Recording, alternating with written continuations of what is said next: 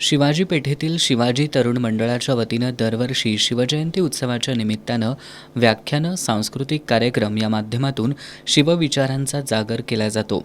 यावर्षी सुद्धा शिवजयंतीनिमित्त शिवाजी पेठ महोत्सव आयोजित करण्यात आला होता.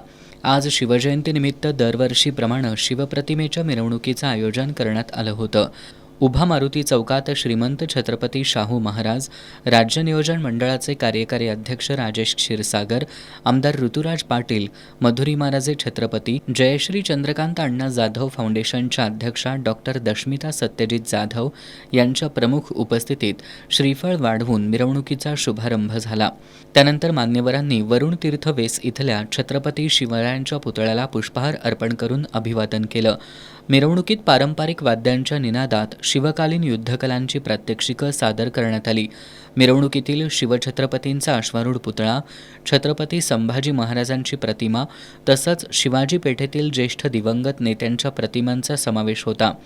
रंकाळा तलावाचं सुशोभीकरण, पंचगंगा प्रदूषण, हद्दवाढ, थेट पाईपलाईन योजना यासह शहरातील प्रश्नांवर भाष्य करणारे फलक लक्षवेधी ठरले.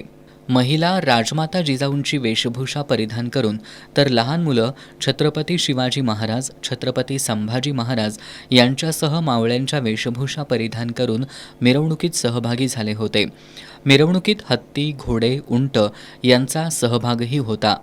माजी आमदार सुरेश साळोखे, माजी उपमहापौर विक्रम जरग, माजी नगरसेवक इंद्रजित बोंद्रे, प्रतापसिंह जाधव, रविकिरण इंगवले, अजित खराडे, वसंतराव मुळीक, RK पोवार, मंडळाचे अध्यक्ष सुजित चव्हाण, सचिव महेश जाधव, उत्सव समितीचे अध्यक्ष राहुल जाधव, लालासाहेब गायकवाड, राजेंद्र चव्हाण, श्रीकांत भोसले, अभिजित इंगवले, रवी साळुंखे यांच्यासह शिवाजी तरुण मंडळाचे कार्यकर्ते, शिवाजी पेठेतील मान्यवर आणि शिवप्रेमींनी मिरवणुकीत सहभाग घेतला.